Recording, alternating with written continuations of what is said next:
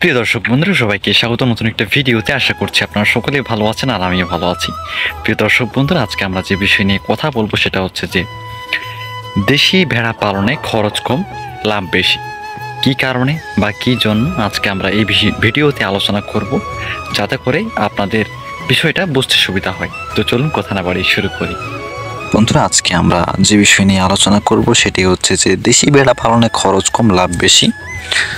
এই কথাটা বলার পিছনে অনেক কারণ আছে, সেটা আজকে আমরা জানার চেষ্টা করব। তার আগে জানবো যে আসলে দেশি ভেড়াটা আমরা কোনটাকে বলবো। দেশি ভেড়া হচ্ছে যে আপনার শরীরটা প্রায় ছোট হয়ে থাকে, বেশি বড় না। কারণ গাড়লের শরীর বা ক্রস গাড়লের শরীর অনেকটা বড়, এদের তুলনায় অনেকটা ছোট, এবং লেজটা অনেক ছোট হয়ে থাকে এবং কানটাও ছোট। আর যদি এদের খাদ্যাভ্যাস ধরি, যে এরা কি খাদ্য খায়, এরা ঘাস, লতা পাতা, শুকনো খড় থেকে শুরু করে পরিত্যক্ত জমির ঘাস, চরণভূমির ঘাস ইত্যাদি ঘাস খেয়ে এরা তাদের জীবন ধারণ করে। আর এদের ছেড়েও পালন করা হয় এবং আবদ্ধ, অর্ধ আবদ্ধ ইত্যাদি পদ্ধতিতে পালন করা হয়। আর এখন আমরা যে বিষয় নিয়ে আলোচনা করব যে আমার লাভটা কোথায়, কারণ যে বিষয় নিয়ে ভিডিওটি বানানো সেটা আমি আপনাদের এখন বোঝানোর চেষ্টা করব। আমার লাভটা হচ্ছে যে, মনে করেন যে আমার কাছে 10টা দেশি ভেড়া আছে, আর দেশি ভেড়া বছরে 2বার বাচ্চা দেয় এবং প্রতিবারে 2টা করে বাচ্চা দেয়। মনে করেন যে আমার 10টা ভেড়া আছে, এখন যদি 10টা ভেড়া যদি 2টা করে বাচ্চা দেয়, আমার 10 দুগুণে 20টা বাচ্চা হচ্ছে। তার ভিতর থেকে আমি 5টা বাদই দিলাম, যে কোনো কারণে বা কোনো কারণবশত মারা গেল, তাহলে আমার রইল 15টা বাচ্চা। সেই 15টা বাচ্চা এবং পরের 6 মাস পরে যে বাচ্চাটা দিবে বা 7 মাসের যে বাচ্চাটা দিবে, সেখানে আবার আমি 20টা বাচ্চা পাচ্ছি। সেখান থেকে মাইনাস দিলাম আমি 5টা বাচ্চা, তাহলে 15 30টা বাচ্চা। তাহলে বুঝতে পারছেন কত তাড়াতাড়ি আপনার খামারটা গ্রো হবে। একটা সত্য কথা বলি যে অন্যান্য ভেড়ার তুলনায়, কারণ তারা হচ্ছে বড় জাতের ভেড়া, যেমন গাড়ল, ক্রস গাড়ল আছে বড় জাতের একটু ভেড়া, দেশি ভেড়া একটু কম বা ছোট জাতের বা বলা যায়, এই জন্য একটু এদের দামটা কম হয়ে থাকে। কিন্তু এদের গ্রো সংখ্যাটা অনেক বেশি, কারণ তারা দ্রুত গ্রো হয়, দ্রুত আপনার খামারটাকে পরিপূর্ণ করে তোলে। এবং আপনি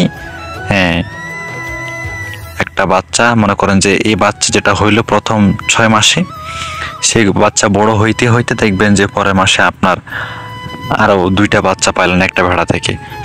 দেখবেন যে একটা ভেড়া 5-6 মাস হইলে সে কিন্তু বিক্রির উপযোগ্য হয়ে ওঠে।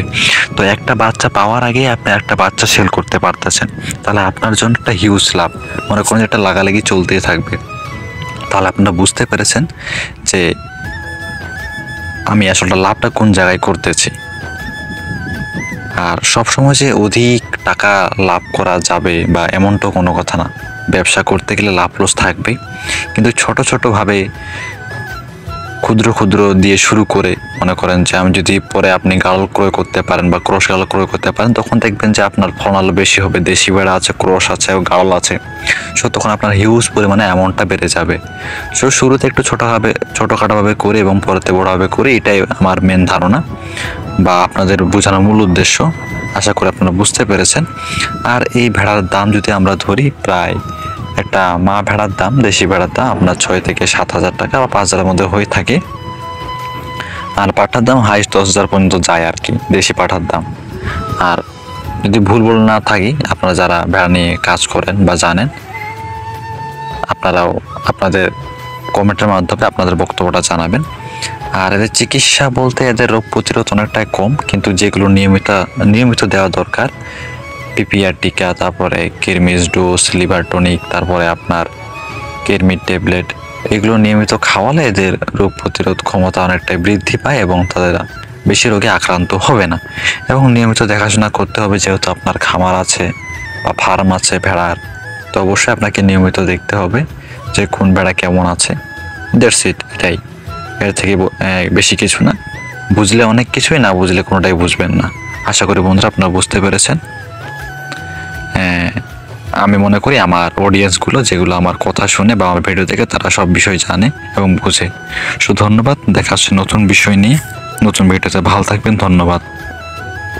প্রিয় দর্শক বন্ধুরা, আমাদের ছোট্ট ভিডিও আপনার ভালো লেগে থাকে আমাদের ছোট্ট চ্যানেলকে সাবস্ক্রাইব করে পাশে থাকবেন এবং পাশ থাকা বেল আইকনটি ক্লিক করে রাখবেন, যাতে করে আমার আপলোড দেওয়া ভিডিও আপনার কাছে গিয়ে পৌঁছায় এবং আপনার বন্ধুদের কাছে শেয়ার করতে পারেন। দেখা হচ্ছে নতুন ভিডিওতে নতুন বিষয় নিয়ে।